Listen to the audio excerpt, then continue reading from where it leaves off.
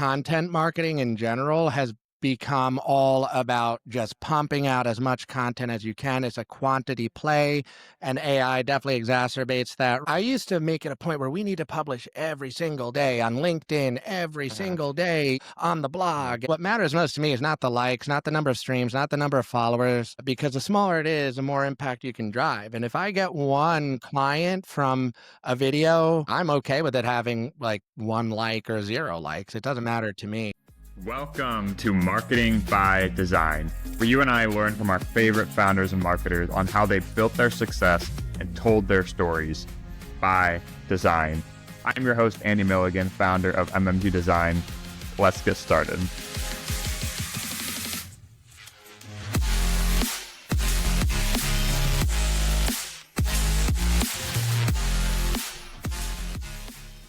Vincent Grippi is the founder of Grippi Media, a boutique consultancy helping healthcare technology companies cut through the noise with full service and smart digital marketing. I first connected with Vincent earlier this year as we do work in a similar healthcare space and was instantly hooked on the quality and depth of his content. I highly encourage you guys to head over to LinkedIn and see what I'm talking about. Welcome back to Brand Studies, the series where I dissect brands doing smart marketing to help inspire your own. And today, smart marketing is debatable to say the least. That's right. Today we're going to dissect American Eagle's controversial Sydney Sweeney campaign.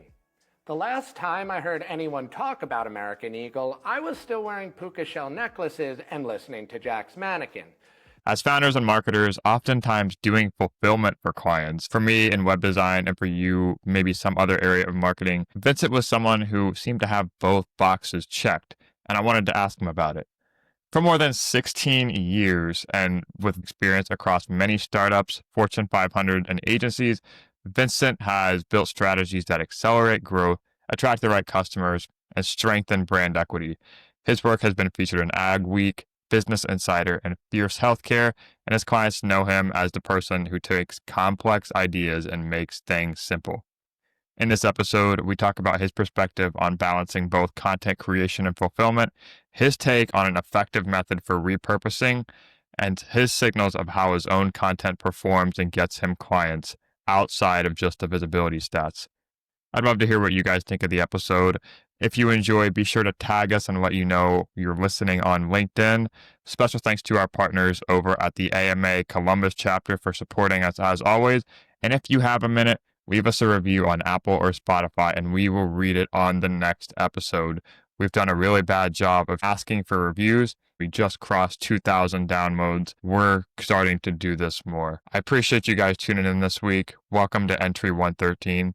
Now, on to the show. I think that's the most important thing too, is making sure that you're putting content out there that your audience is actually going to enjoy. And I'm, just speaking as an avid podcast listener. I hate tuning into a podcast and it's just some guy just ranting about his business or, getting softball questions, and it doesn't make for an engaging listen. And, you want to take something away from it, right? Like, whether that just be entertainment or some sort of education or something that sparks thought. So I'd love to hear kind of like how you're thinking about, I know it's always like less organized in our own minds than it looks from the outside, because I see Vincent, I see him on YouTube. I was like, wow, I know this guy has it dialed in like a Notion database or something where he knows every piece of content that's going out. It's what's your general mindset around it at this point? Yeah, I think it's kind of changed with time, especially with AI, right? Prior to AI, a lot of the content that we focused on, it was the traditional approach, blog posts, LinkedIn carousels, things like that, which are all great. But anyone who uses LinkedIn, since you've seen AI sort of take off, you could tell that like 90+% of the content on there seems disingenuous. It's AI generated. I mean, ironically enough, even when people are talking about AI, they're using AI to generate it. Early on into that, I put an emphasis on video. I want people to see me. I want them to hear me. I want, to like really establish the human element of everything I do. Previously, I wasn't really in a lot of our collateral for our content. I would just write. and that's it. And it was usually, more educational based content. Now, our strategy, you are correct. We do have a database like where we're planning the topics we want to talk about. And we actually plan it in a way where I want to tackle a topic that's really important in a lot of detail in a long form video, no longer than 10 minutes. Most of our videos are around 5, depending on the topic and Hmm. how granular we want to get. And when building the scripts for that, I break out individual ideas. I write in mind that, hey, I want to take segments out of this, be it 30 seconds or a minute or just under 2 minutes, and promote those as their own individual, clips as well. How do you think about repurposing? Do you have a process like within there of actually testing this is what's working and then this is the thing that I want to actually push like a little bit further down that funnel? Yes, coming from the, big New York City marketing and PR agency world, um, I'm a huge fan of campaigns. I do not like Hmm. the trend of just writing about whatever, just putting, Hmm. whatever the content of the day is, just putting it out there, and it just feels disconnected. I really like to think of things as each week we're doing a campaign. Like we are focusing on one topic and we are going to cover it from different, angles and at different, lengths, if you will. Hmm. For us, I think early, maybe early AI or chat GPT rollout, everyone was a fan of, hey, repurpose your content. So like, if Hmm. you do a podcast, turn that into clips, of course, and then turn that into a social media post. And I don't think there's anything wrong with that, but our methodology, our approach to it is actually expansion, right? So the topic is the Hmm. campaign and we want to expand on it in different ways. So my video, I use that as a way of like, hey, if there's one opportunity you get to hear me or my business, discuss a certain topic, this is everything we would want you to hear us say about it in this given, time frame. And it's very scripted, it's very concise because we want to be respectful of your time. Uh, Hmm. then, like I said, we expand on that. If you want more details, than that we offer in a video, or you want to go deeper into the research surrounding a topic or studies that we've even published around a topic, then we turn them into long, comprehensive blog posts or reports Hmm. that we link to the videos. You could go and check those out on the site. And then same thing, right? Then like we'll blow that out in more detail into like a newsletter, or we'll turn a topic into like a carousel. So if we're talking about, Hmm. for instance, we just did one on how to build trust in B2B marketing, and there's a nice long video for it, but towards the end of the video, I give 5 tips, 5 R's to building trust in B2B marketing. That turned Hmm. into an excellent carousel for us. We just made the carousel about that one part of the topic. And then, that way you're not just feeding people the same thing, piecemealed or just reframed in different ways. You're kind Hmm. of covering all your bases on a topic, keeping it fresh and relevant for the week, set time frame, and then move on to the next one. One thing on that too, because I think that this is significant. You really, especially as a business owner, you need to understand quality over quantity. I think for a long time, content marketing in general has become all about just pumping out as much content as you can. It's a quantity play, and AI definitely exacerbates that. I used to make it a point where we need to publish every single day on LinkedIn, every Hmm. single day on the Hmm. blog. What matters most to me is not the likes, not the number of streams, not the number of followers, because the smaller it is, the more impact you can drive. And if I get one client from a video, I'm okay with it having like 1 like or 0 likes. It Yeah. doesn't matter to Yeah. me. Podcasting, dude. That's why it's so important to detach yourself from like you said the vanity metrics, but it's so hard to do that sometimes because especially with podcasts. I don't know if you follow a guy named John Bonini on Instagram, but he has this such a good piece is that when you have to be so clear on what you're doing it for. And a lot of times, if you make a podcast and it gets, podcasts are notoriously hard to grow. Um, but if you're getting 20 listens but you're actually having conversations about those, then, and you're getting response from, people that are ICP, it's so much more valuable than creating something like Diary of a CEO, to where you have all this high level engagement and all the vanity metrics, but it's not connecting with people in a way that's actually, you know, business positive. I think there's almost two different approaches, and that's why it's so important to have the incentives aligned in the beginning. Are we trying to create viral content, or are we trying to create business content that actually drives leads? I think those are two very different approaches and mindsets. It also informs like a lot of things, like the guests that you have on, the conversations you're talking about, and Mm. even the more granular, like the posting cadence, etc. So I also think, kind of branching off on that, is the people kind of wear the consistency like a badge of honor sometimes. And I was so guilty of this too, because like one of the proudest things to me is like I wear this badge of being like a really hard worker and thinking, okay, I've uploaded to the podcast every week straight for a year, or I've posted every day on LinkedIn since February of last year. But in reality, like that's not the differentiator; it's the results that it drives. Um, so even though that's not always the sexiest answer, sometimes it's just how are you being more deliberate with your content instead of just consistent, because anyone can do more, but not everyone can do it well. But Right. the, It's the not thing the that sexy I answer, but it's the right answer for sure. And right, listen, consistency doesn't mean you have to do it every day or multiple times a day. I do think that if you are doing something, be intentional about it, and definitely in the world of podcasts, having produced many of them, um, just having that schedule and showing up at that time every time is really important. But going back to the planning process of that, don't commit to something that's unrealistic. Don't commit to an ideal. If you feel like you can't hit one per week, don't aim for that. When we mhm, started Care Talk, the biggest healthcare podcast I've produced, um, we were monthly for like the first 2 years. It was just strictly monthly, and that was it, mhm, on YouTube only. That was it. Then we expanded, went to weekly, and just the results are there, right? Your audience just mhm, grows with you. So yeah, for sure. yeah, I think it's easier to go that way rather than the others. It's easier from a psychological standpoint, because once you've built the consistency muscle, it's a lot easier to tailor it up after you've kind of proven the concept, rather than saying, okay, we admit we're not getting the results that we want from a weekly show. It's probably a more effective use of our time to dial it back, reconnect with our audience, and really focus on quality and give yourself some of that breathing room. And that's probably what we're going to do with the show Absolutely. here soon. But Yeah, I I agree want with you. to talk to me about your team. Talk to me about Grippi Media a little bit. How you guys handle.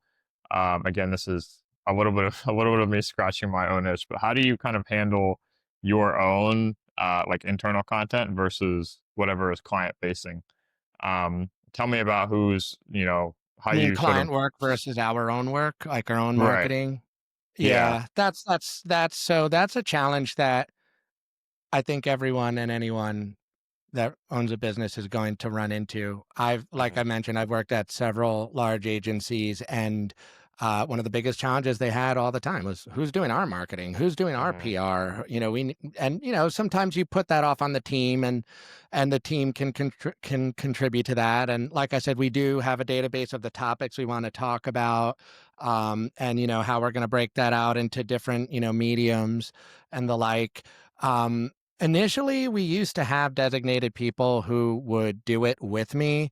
And I've tried to take the route of just passing it off to other people, but I just don't, I feel like it's a distraction. I really do, to them, because I feel Hmm. like most of the people on the team, they need to focus on doing great work and being there for the clients above all things. That's the number one most important thing. That's what keeps the lights on.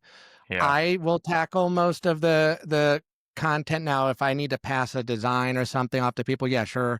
People on the team will help with that, and we'll come up with a plan for it each and every week. Just kind of go through the Hmm. calendar and let the team know what we'll need help with. Like, I do have somebody that helps with all of our editing, somebody who helps with all of the design, because it's not realistic for me to be able to take all of that on myself. Hmm. But the way we approach it is, like I said, is we just try to stick to a very consistent calendar that we know we can commit to, and not try to get over ambitious with it, and just stick to that and make sure that it's always quality over quantity. And naturally, we put the client work first. It has to come first. I don't think Mhm. you should ever go into a hole and only do client work and not prioritize your own marketing. But if you're going to stay a small, I believe you're an agency. We're more a consultancy, so a little different.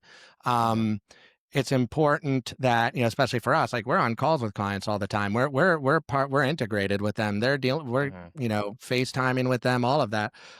We can't be sitting here, what LinkedIn post is going to get me the most likes. And Mhm. honestly, when I see that on LinkedIn, and I think this is part and parcel a bigger problem with social media and why there are so many studies, including a great one from eMarketer last week on digital burnout. Um, Too many people just, again, prioritize the quantity thing. It's not human nature to get exposed to someone so much on a regular basis. Like just even your friends, even your family, you need your space. Every day I Mhm. log into LinkedIn, I'm seeing like it's the same guy on the top of my LinkedIn. He commented on this post. He posted this. Mhm. He posted that. And I always wonder, I'm like, man, do you work? You Mhm. probably have a team helping you, but do you Mhm. work? Like Yeah. I'm busy. I'm too busy to be doing that. And I'd rather stay busy doing client work than like, just posting on LinkedIn for the sake of posting on LinkedIn.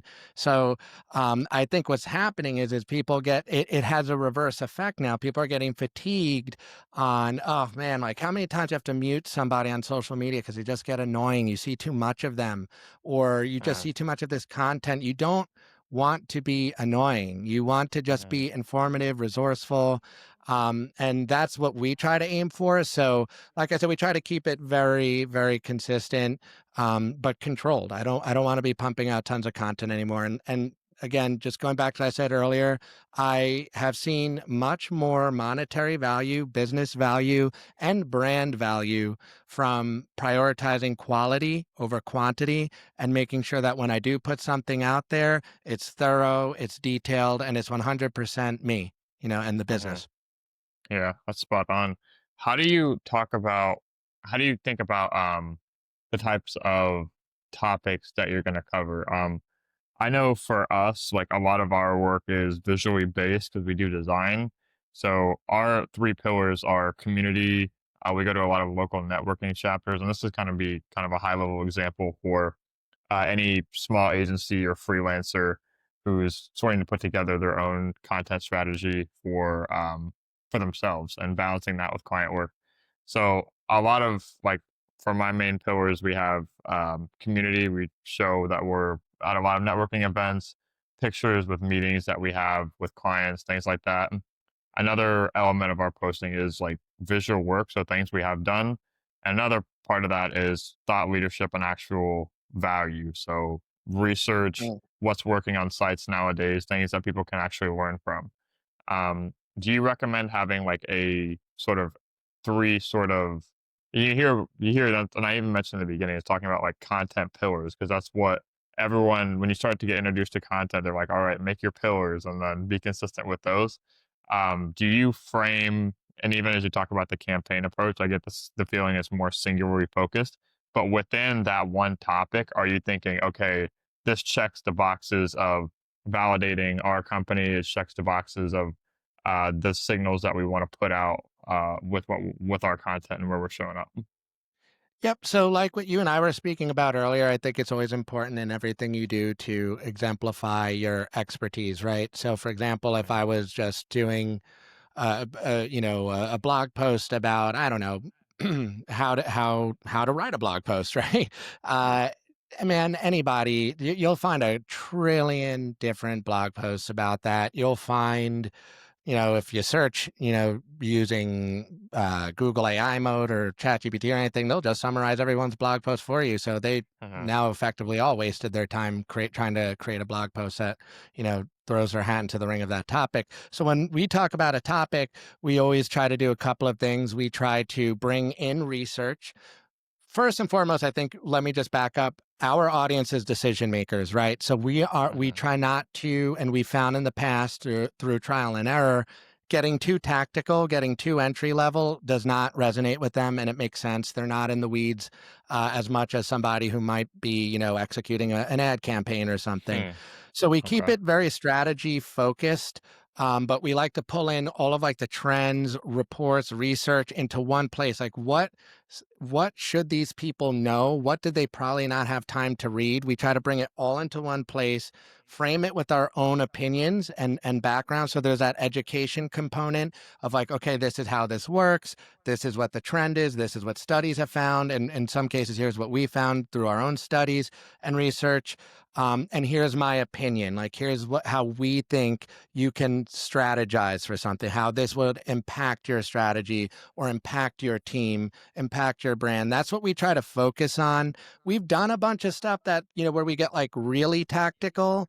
But when we do that again, that's not really what our target audience is looking for. When my following in terms of my YouTube channel and all the videos and stuff I do grows a little bit more, that I will absolutely 100% be investing in that, because I think Mm, that what we've found is, I mean, this isn't profound, right? This isn't unique to us, but the amount of reach you get on social media and the like is not what it used to be.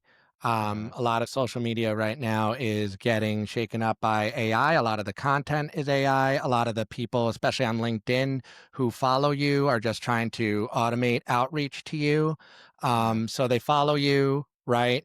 They immediately DM you an automated message trying to sell you on something. I get them by the dozens every day.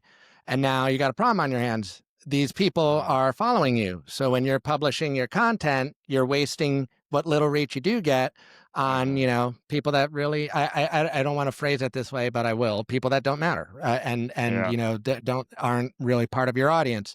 So I think, the biggest struggle for people right now is how do you get a direct line of communication in with your audience? And I think owned media is a great way for that. Like we're talking about here, like podcasts and the like, newsletters, if you can manage it.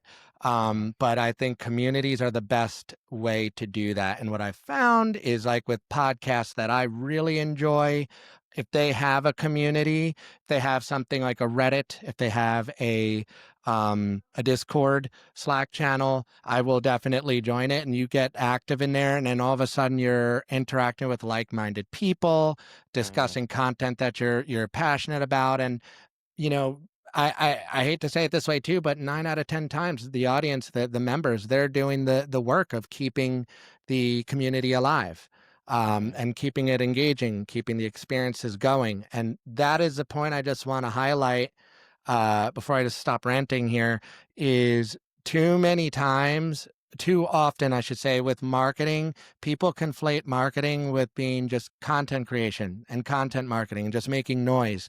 But we're mhm, forgetting about that experience component. Like when Twitter first came out or Facebook first came out, a lot of brands were doing, especially at the agencies I was working at, we were doing a lot of really exciting interactive campaigns. It was about experiences, events, things mhm, like that.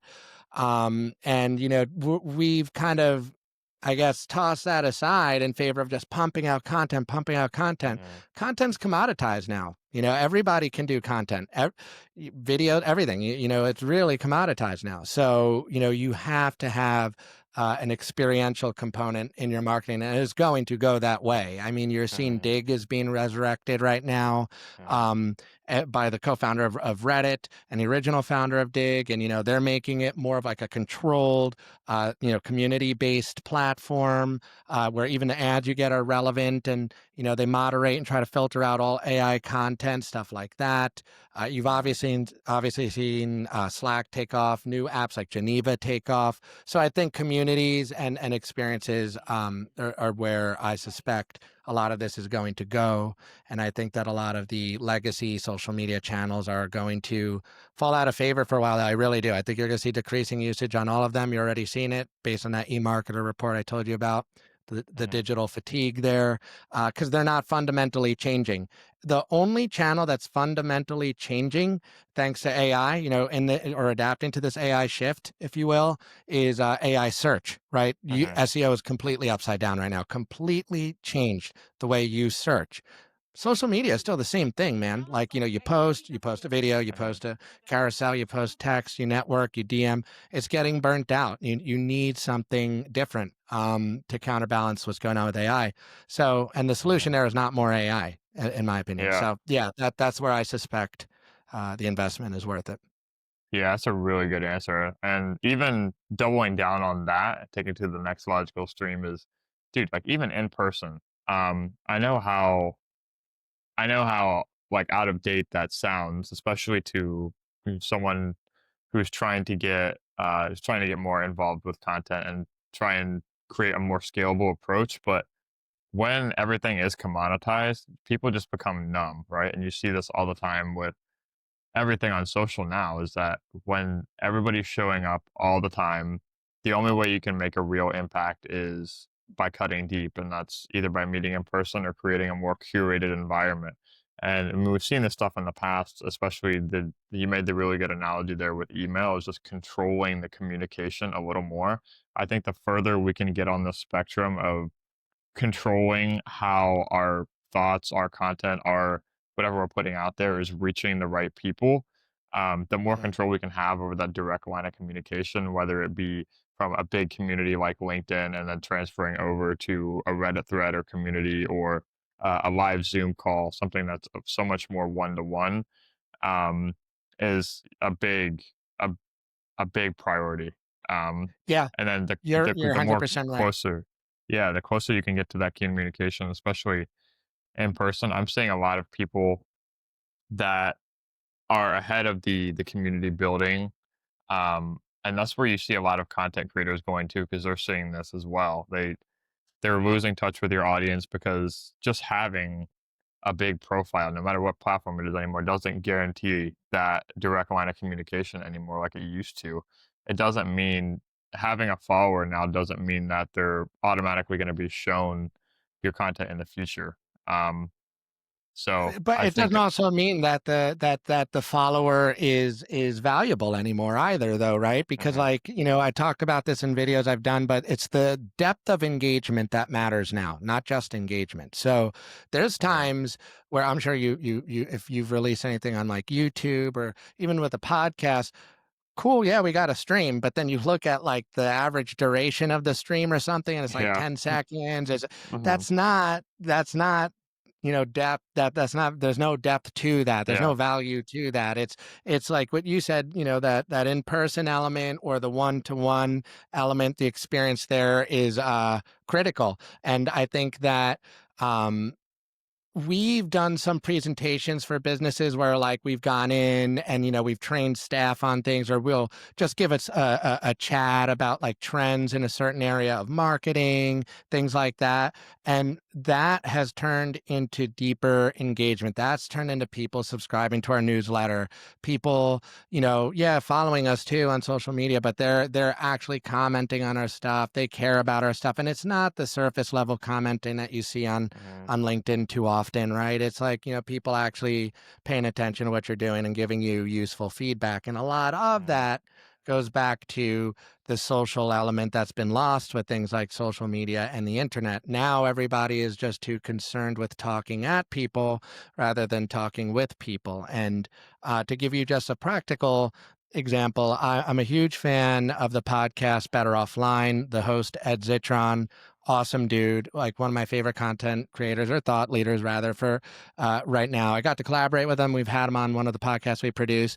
um, love his podcast. I know when it comes out, he's very consistent, but he's got a great newsletter that goes along with his topics of the week, and then he's got an excellent subreddit where, yes, the community keeps itself alive. We share topics and stuff, but he jumps in there, he comments, he does AMAs in there. Like if he's about to mhm, jump on a flight, he'll say, hey, I'm waiting for my plane to take off or I'm on a flight, ask me questions for the next 2 hours and I'll answer them.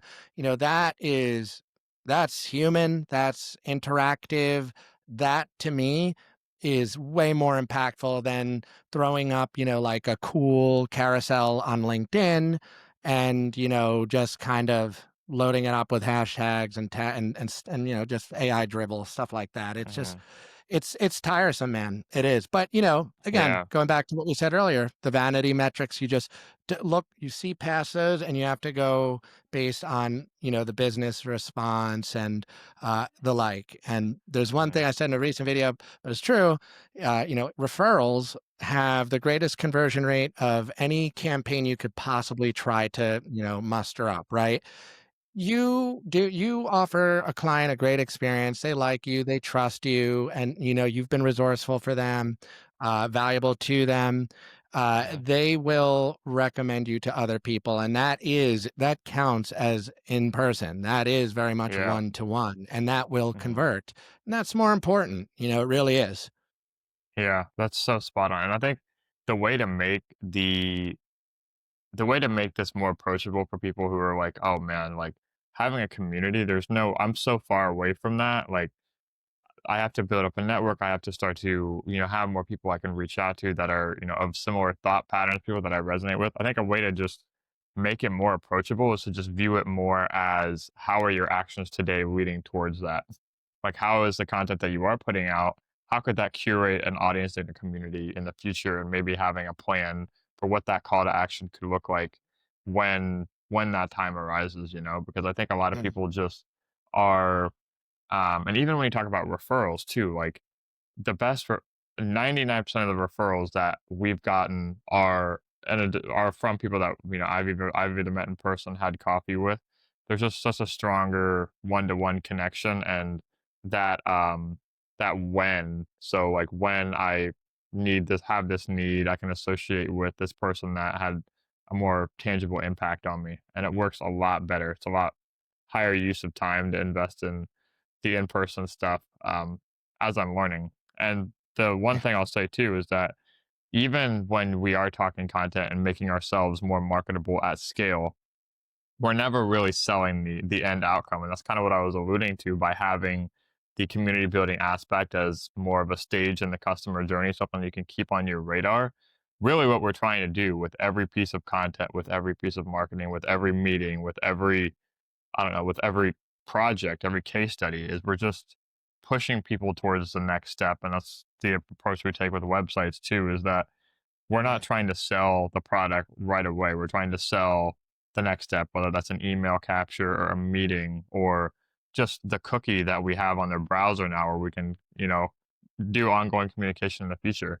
Like I think minimizing it down, but also having the bigger picture vision of what are all the steps in, this buyer journey or this community building process.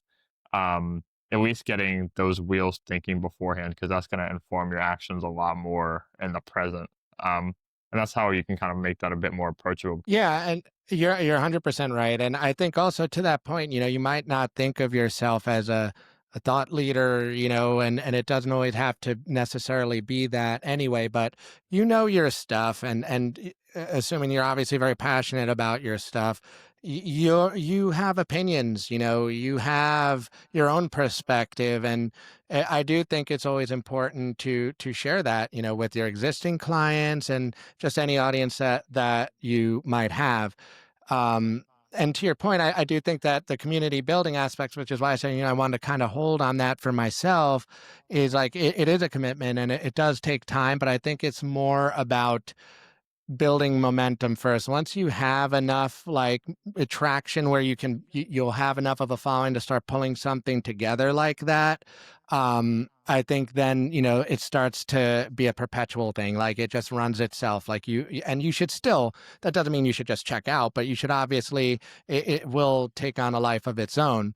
Mhm. And I think that, in terms of community building, and I think that this is something that you're just going to see more of anyways on the internet is just a renewed focus on niche because there's Mhm. just so much content and noise out there.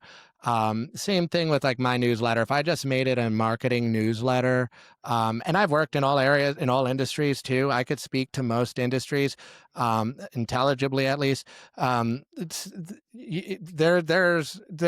an overabundance of people that do that already. They have Mhm. millions of followers. They have, like every newsletter subscriber there is to get on something as broad as marketing. So ours, we Mhm. try to make it, It's, healthcare and tech marketing, just kind of, zero in on who we want our audience to be. And again, you can't let the number of followers or subscribers be what deters you. Now, if you're seeing, hey, when I am releasing an episode, nobody's listening to the whole thing or everyone's Mm, dropping off at a certain point, investigate and figure out why that is. Same thing with your content. If you're not seeing people really engage with something, you're not seeing it turn into some sort of business, if you're not even hearing your clients respond to the stuff that you're putting together, then ask them, what would you like to see? What do you mm, think would be more helpful?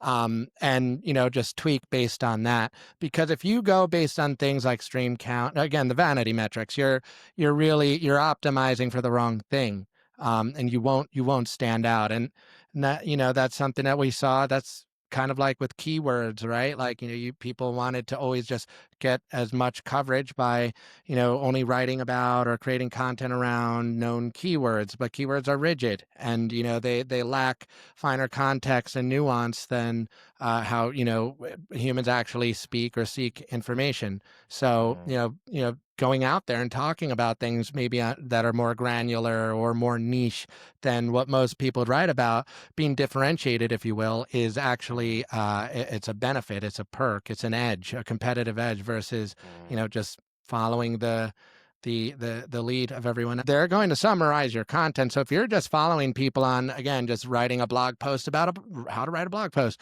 mhm, that's been done a gazillion times already, and there's another gazillion people who are just entering the market thinking, oh, I need to write about that topic too. mhm, It's going to get summarized, and it's not going to warrant anybody doing any further investigation into you or your business. You should try something different, something more specific and niche. mm. Smaller isn't always a bad thing. It's Yeah. really not. Well, it's the only way you can really create a hedge around your own unique mind share, like what your business, what your service, what your differentiator actually is.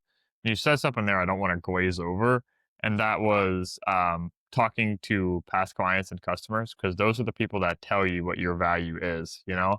And I neglected this for the longest time. I see a lot of people like in our AMA chapter, people who are starting freelancing, trying to build their own service businesses and trying to market themselves, is Mm. that they're framing their business around what they want to do versus they're leading with how they want to with what they want to do during the day, what actions are fun to them rather than what provide the most value and what people are responding well to. So, like for Yep. example, I think like a reply to a newsletter, I would say is worth 100 comment, maybe not 100, but worth a substantial amount of comments on LinkedIn, just because of how close Especially that considering audience most of the is. comments on LinkedIn are AI generated Yeah, now.